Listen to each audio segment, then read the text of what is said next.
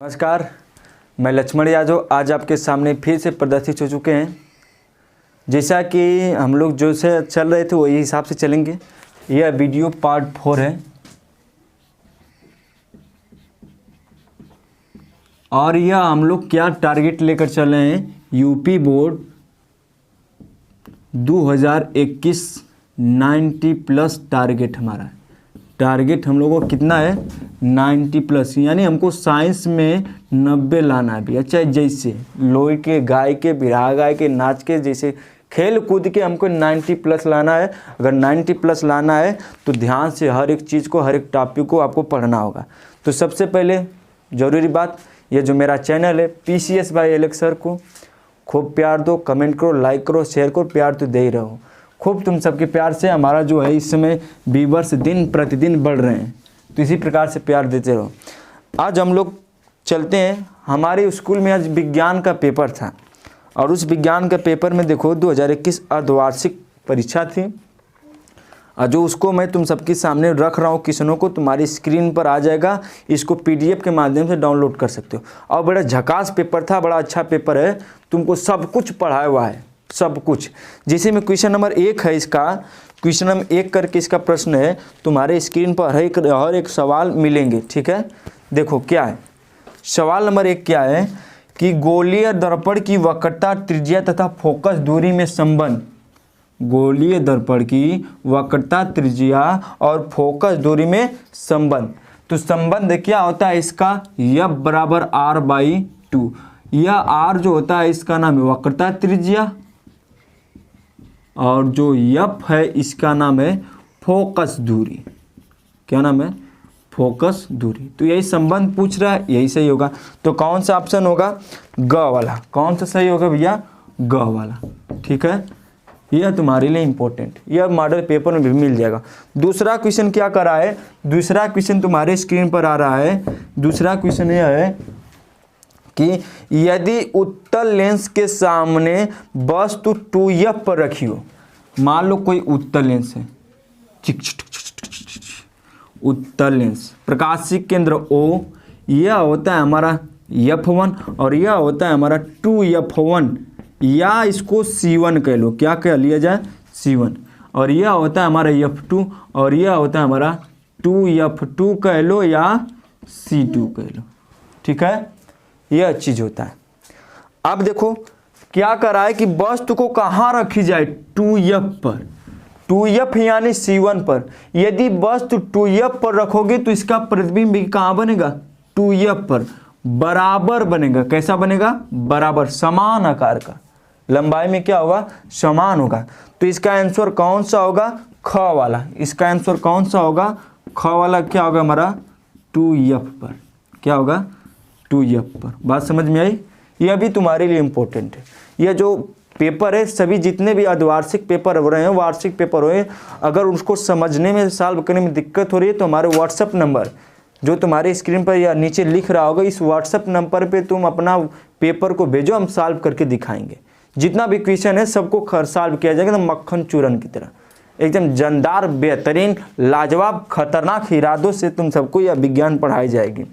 अगला क्वेश्चन है question number 3।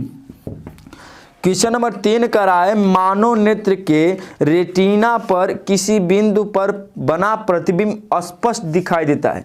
तो मानव नेत्र वाले वीडियो जाकर देख लेना।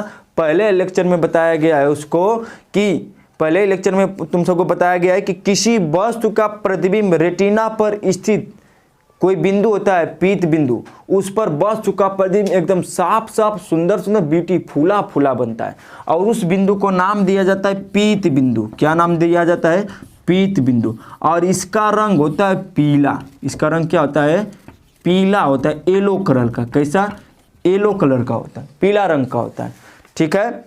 तो पहला ऑप्शन सही है, तीसरा का चौथा सही होगा क। तीसरा चौथा क, पीत बिंदु, यानी उसका प्रतिबिंब कैसा बनता है, पीत बिंदु पर स्पष्ट, सुंदर, ब्यूटी, फूला फूला, लाजवाब बनता है।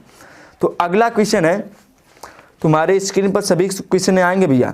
किस रंग के लिए प्रकाश का प्रकीर्णन सबसे अधिक होता है। इस क्वेश्चन को थोड़ा गौर फरमाओ भैया, गौर फरमाने की बात है।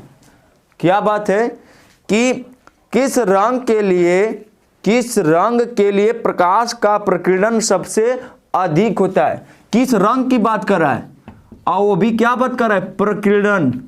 किसकी बात कर रहा है? प्रकीर्णन सबसे अधिक होता है, सबसे अधिक होता है। अधिक की बात किया जाएगा तो उसका नाम आएगा बैगनी। क्या नाम आएगा? बैगनी। अगर कम की बात होगी तो उसका क्या नाम आएगा? लाल, रेड। क्या नाम आएगा? रेड, लाल। तो इस बात को ध्यान दो भैया कि अगर कहेगा कि अधिक प्रकीर्णन, किस रंग का सबसे अधिक प्रकीर्णन है, तो बैगनी, और सबसे कम लाल का। इसका जो बात आएगी किसके लिए होगी? कम के लिए। तो ये अभी तुम्हारे लिए इंपॉर्टेंट है। गौर फरमाने वाली बात यह है कि कभी कभी क्वेश्चन में क्या पूछ देता है, हम लोग आधे अधूरे पढ़कर काम कर लेते हैं कि किसका हम लोग दिमाग में रटा भी रहता है कि लाल रंग का प्रकीर्णन सबसे कम होता है, लाल रंग का प्रकीर्णन सबसे कम होता है। इसीलिए ऑप्शन भी सबसे खतरनाक दिया है, पहले लाल। तो तुम औजाए के लाल को ठोक के आ जाओगे, प्रश्नों नहीं पढ़ोगे, खाली इतने सुनोगे प्रकाश, किस रंग के लिए प्रकाश का प्रकीर्णन, अरे ललका लौकल यार तुम्हारा। आगे पढ़ो ध्यान से, आराम से। सबसे अधिक होता है तो घड़ी घ वाला, कौन सा? घड़ी घ, बैगनी। तो इस पर थोड़ा गौर फरमाने वाली बात यह है कि लाल रंग का प्रकीर्णन सबसे कम होता है, बैगनी रंग का प्रकीर्णन सबसे अधिक होता है। ठीक, क्वेश्चन नंबर अगला है, 5वां है। देखो क्वेश्चन नंबर 5वां क्या कर रहा है? क्वेश्चन नंबर 5वां कर रहा है कि दो प्रतिरोध क्रमशः R1 व R2, प्रतिरोध है क्रमशः कैसे है? R1 है और क्या है? R2 है। R1 है और क्या है? R2 है। इसे समांतर क्रम में जोड़ा जाए।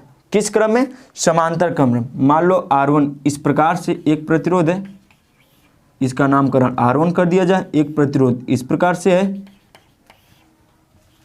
इसका भी नाम R2 कर लिया जाए। यह बिंदु A हो गया या बिंदु P हो गया। ठीक है, यहां से जाने पर धारा रास्ता बदल जाएगा, धारा I1, धारा I2। ठीक है, धारा I1 और धारा I2। और यह किस क्रम में दोनों है? श्रेणी, समांतर क्रम में। किस क्रम में है? समांतर क्रम। तो समांतर क्रम का फार्मूला होता है 1/R1 plus 1/R2 equal to 1/R। इस R को बोला जाता है तुल्य प्रतिरोध। क्या बोला जाता है? R का तुल्य प्रतिरोध बोला जाता है। R को क्या बोला जाता है? तुल्य प्रतिरोध। एलसीएम ले लो भैया, एलसीएम ले लो, सॉल्व करो। R1 इंटू क्या होगा? R2, R2 प्लस क्या होगा? R1। देखो कौन सा ऑप्शन आ रहा है, यानी 1/R बराबर क्या होगा? R2 प्लस R1 बटे R1 इंटू R2। देखो ऐसे कोई ऑप्शन है? ऐसा वाला ऑप्शन मिल रहा है तुम सबको घड़ी का। कौन सा है? घड़ी का। तो यह हमारा घड़ी घ भी सही हो सकता है। और इस बात को घुमा के भी लिख सकते हो, R बराबर R1 इंटू R2 बटे R2 प्लस R1। यह सबसे ज़्यादा बेटर सही होगा, यह अतुल्य, यह बेटर ज़्यादा सही आंसर इसको माना जाएगा। यह सबसे ज़्यादा खतरनाक सही होगा, क्योंकि तुल्य प्रतिरोध को हम R तुल्य से प्रदर्शित करते हैं। तो यहाँ R तुल्य, यहाँ भी ये भी बात सही है, ऐसी बात नहीं है, ये भी बात सही है, लेकिन अगर दोनों आता है तो सबसे ज़्यादा महत्व तो इसको दिया जाएगा। ठीक है, R तुल्य बराबर R1 इंटू R2। तो यानी यह ग वाला सबसे अच्छा आंसर होगा, 5वां का ग। घड़ी ग भी है लेकिन विषम परिस्थिति के लिए। मान लो तुमको समस्या हो रही है तो इसको भी मारो। अगर तुमको एकदम पक्का विश्वास है तो ग वाला मार के आओ, एग्जामिनर भी प्रसन्न हो जाएगा, कहेगा इसका मतलब ये लौंडा पढ़ा हुआ है, बच्चा पढ़ा हुआ है, बहुत मेहनत किया है। और तुम सब मेहनत करने वाले हो, बिगड़ने वाले नहीं हो, तो मेहनत खूब जम के करो। तुम सब एक देवता भगवान हो, मैं तुम सबको पूजता हूँ यार, तुम सब बहुत अच्छे हो। जितना मेहनत करोगे उतने माँ बाप को खुशी होगी, और जितने माँ बाप की खुशी होगी उससे ज़्यादा तुम सबको प्यार मिलेगा, जो कहोगे सो मिलेगा। तो क्वेश्चन नंबर 5वां हो गया। हम लोग क्वेश्चन नंबर 6वां देखते हैं, इसको मिटा दें। तो क्वेश्चन नंबर 6 नंबर देखो भैया, ये जो क्वेश्चन है तुम्हारे बोर्ड के लिए जब से सबसे ज़्यादा मायने रखता है। तुम्हारे पास जितने भी स्कूल में अर्धवार्षिक का पेपर हुआ होगा, हमारे व्हाट्सएप नंबर पर कमेंट करो, तुमको हर एक वीडियो में उसका सॉल्व मिल जाएगा और अच्छे तरीके से मिल जाएगा, कोई इसमें समस्या नहीं होगी। और देखो इसी प्रकार से बेस तुम्हारा है, यह बोर्ड में बैठने के लिए बेस है। अगर तुम यह अर्धवार्षिक परीक्षा टॉप कर ले रहे हो, अच्छा कर ले रहे हो, तो तुम्हारे लिए बोर्ड का पेपर और मक्खन हो जाएगा। बस प्रैक्टिस करते रहो। प्रैक्टिस, जितने भी स्कूलों का अर्धवार्षिक पेपर मिल रहा है उसको प्रैक्टिस लेकर करते रहो। समस्या होती है हमारे व्हाट्सएप नंबर पर कमेंट करो, मैसेज करो, तुमको हर एक चीज़ का, विज्ञान का हर एक छोटी छोटी बातों का तुमको आंसर मिलेगा गहराई से, एकदम बिल्कुल अच्छे तरीके से। प्रश्न नंबर 6, प्रश्न नंबर 6 क्या है देखो, प्रश्न नंबर 6, लेंस की क्षमता किसे कहते हैं, इसका सूत्र लिखिए। लेंस की क्षमता, देखो लेंस की क्षमता किसे कहेंगे, लेंस की क्षमता, लेंस की जो क्षमता होती है वह फोकस दूरी के व्युत्क्रमानुपाती है, अर्थात फोकस दूरी के, अर्थात फोकस दूरी के व्युत्क्रमानुपाती के, किसके, फोकस दूरी के व्युत्क्रमानुपाती। यह बात को मैं बार बार रिपीट कर रहा हूं तो ध्यान से सुनो, फोकस दूरी के व्युत्क्रमानुपाती होता है, यानी फोकस दूरी की जो लेंस की क्षमता है वह क्षमता जो फोकस दूरी के व्युत्क्रमानुपाती उसे क्या कहा जाएगा, लेंस की क्षमता। वह क्षमता, वह लेंस की क्षमता जो फोकस दूरी के व्युत्क्रमानुपाती होगा वह क्या कहलाएगा, लेंस की क्षमता। नोट कर लेना। फार्मूले की बात कर रहा है तो फार्मूले P बराबर होता है 1/F मीटर में, 1/F मीटर में, और P का मात्रक अपने से लिख लोगे तो एग्जामिनर और ज्यादा प्रभावित होगा। P का मात्रक होता है डायोप्टर, P का मात्रक क्या होता है, डायोप्टर। इससे आभास हो जाएगा कि एग्जामिनर को कि वह नकल नहीं कर रहा बच्चा, वह मेहनत करके सब कुछ पढ़ा हुआ है तब बात को कंप्लीट तरीके से लिखेगा। और तुम सब मेहनती बच्चे हो, भगवान हो, भगवान मेहनती होते हैं। तुम सबको खूब मन से करो, तन से करो, पढ़ाई करो, बहुत जिगरी वाले हो, मेहनत करो। यह बातें क्लियर हुआ। प्रश्न नंबर 7, प्रश्न नंबर 7 देखो क्या है, प्रश्न नंबर 7 देखो, प्रकाश के अपवर्तन, प्रकाश अपवर्तन से आप क्या समझते हैं, सचित्र आरेख करें। आप देखो प्रकाश का अपवर्तन, देखो प्रकाश का अपवर्तन क्या होगा उसके बारे में सुनो। देखो प्रकाश का अपवर्तन एकदम मक्खन टाइप, चूरन टाइप परिभाषा है, एकदम जिंदगी में नहीं भूलोगे अगर ये अच्छी ध्यान से सुने रहोगे। और बोर्ड के लिए ज़्यादा इम्पोर्टेंट है, बहुत ज़्यादा खास होने वाला है प्रकाश की अपवर्तन की परिभाषा। यह तुम्हारे बोर्ड में पूछा हुआ भी है और पूछने के चांस भी है, करीबन 90% इसका चांस है। और इसको जो प्रकाश का अपवर्तन का नियम है वह 100% चांस है पूछने का, ठीक है। तो इन दोनों चीज़ों को ध्यान सुनो। प्रकाश का अपवर्तन की परिभाषा क्या होती है, मैं ज़्यादा डिटेल में नहीं जाऊंगा, डायरेक्ट परिभाषा पर बता रहा हूं। देखो मान लो यह पृथककारी पृष्ठ है, कौन सा पृष्ठ है, पृथककारी पृष्ठ, और इस पृथककारी पृष्ठ के ऊपरी भाग को हम मान लेते हैं माध्यम नंबर 1 और निचले भाग को मान लेते हैं माध्यम नंबर 2। अब परिभाषा ध्यान सुनो। मान लो यह कोई प्रकाश किरण मन मन मन मन मन कार कर रही है, आ रही है। देखो यह कोई प्रकाश किरण पहले माध्यम में एकदम मन मन आते हुए आ रही है, जैसे ही दूसरे माध्यम जाएगी, जिस पृथककारी पृष्ठ टकराएगा जिस बिंदु पर, वहां पर क्या खींचा जाएगा, अभिलंब। क्या खींचा जाएगा, अभिलंब। यह हो जाएगा अभिलंब। इसके साथ कौन सा कोण बनाया, आई, जिसे कहा जाता है कोण आई बराबर आपतन कोण। क्या कहा जाता है, आपतन कोण। बात समझो, क्या कहा जाता है, आपतन कोण। आप देखो जब प्रकाश किरण माध्यम 1 से माध्यम 2 में जाएगी तो इसको जो वास्तविक पथ होगा, ये इसको जाने का सीधा रास्ता होगा, वह सीधे रास्ते में न जाकर अपने मार्ग से क्या करेगी बेचारी, भटक जाएगी। हो सकता है यह इधर जाए और हो सकता है यह अभिलंब की ओर झुक जाए। तो इसलिए हम सघन विरल की बात नहीं करें, माध्यम की बात कर रहे हैं, माध्यम 1 से माध्यम 2 में, ठीक है। तो परिभाषा सटीक हो जाएगी, कोई समस्या नहीं है। किरण आरेख भी तुम्हारा हो गया। परिभाषा फिर सुनो। जब प्रकाश किरण माध्यम 1 से माध्यम 2 में प्रवेश करती है, जब प्रकाश किरण माध्यम 1 से माध्यम 2 में प्रवेश करती है तो अपने मार्ग से, अपने वास्तविक पथ से, अपने मार्ग से, अपने वास्तविक पथ से क्या हो जा रही है भैया, विचलित हो जाए। क्या हो जा रही है भैया, विचलित हो जा रही। इस घटना को बोला जाएगा प्रकाश का अपवर्तन। क्या बोला जाएगा, प्रकाश का अपवर्तन। यह तुम्हारे सामने चित्र है, चित्र भी समझो। यह जो कोण बनेगा, इस कोण को बोला जाएगा आर। आर मतलब अपवर्तन कोण, कोण आर मतलब अपवर्तन कोण। अब एक चीज और ध्यान दो, जो किरण आती है उसका नाम है आपतित किरण। क्या नाम है? आपतित किरण। इसे विज्ञान की भाषा में आपतित किरण कहा जाएगा। जो अपनी मार्ग से विचलित होगी उसको बोला जाएगा अपवर्तित किरण। क्या बोला जाएगा?